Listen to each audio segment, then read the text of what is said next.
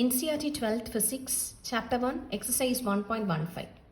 What is the net flux of the uniform electric field of exercise 1.14 through a cube of side 20 cm oriented so that its faces are parallel to the coordinate plane?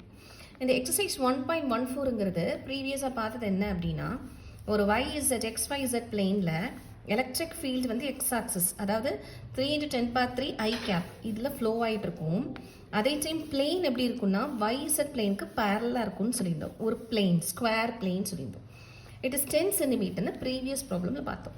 இப்போ அதே concept தான், which means XYZ பிளேனில் ஒரு கோஆர்டினேட்டில் electric field வந்து எனக்கு X ஆக்சிஸில் flow ஆகிட்டே இருக்குது 3 × 10⁻³ வரஸ் ஒரு கியூப்னு சொல்கிறாங்க. ஸோ கியூப்னு சொல்கிறது என்னது, இப்போ நான் பிளெயின் ஒரு ஸ்கொயர் அப்படிங்கிறது வந்து 1Dயில் இருக்குது. ஓகே, இப்போது கியூப் அப்படிங்கிற போது நமக்கு 3Dயாக மாறும், கியூப் மாதிரி நமக்கு வந்துடும்.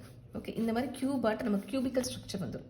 ஸோ இப்போ இந்த கியூபில் உங்களுக்கு வந்து டோட்டல் ஃப்ளக்ஸ் நெட் ஃப்ளக்ஸ் எவ்வளோன்னு கேட்குறாங்க.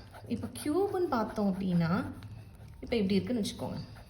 This is x y and z. இதனுடைய சைட்ஸ் எல்லாமே வந்து 20 cm. ஓகே, ஸோ நமக்கு ஃபீல்ட் எப்படி போகுது, ஃப்ளக்ஸ் எப்படி போகுது, எக்ஸ் ஆக்சிஸில் தானே இப்படி தானே வருது.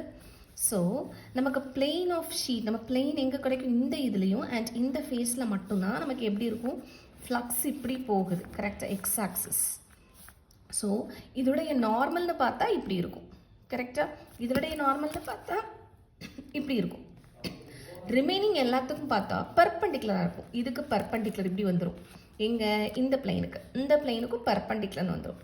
வேறஸ் இந்த பிளெயினுக்கு எப்படி வரும், இப்படி ஜெட் ஆக்சிஸில் வந்துடும்.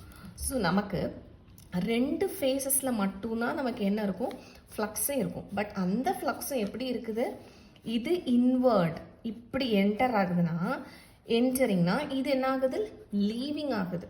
ஸோ விச் மீன்ஸ் நம்ம ஃப்ளக்ஸுடைய நார்மல்னு பார்த்தா எப்படி இருக்கும், 1 entering and 1 leaving. So total flux net flux பார்த்தோம் அப்படின்னா 0வாக இருக்கும். ஏன், flux entering is equal to flux லீவிங்கிற கான்செப்ட்.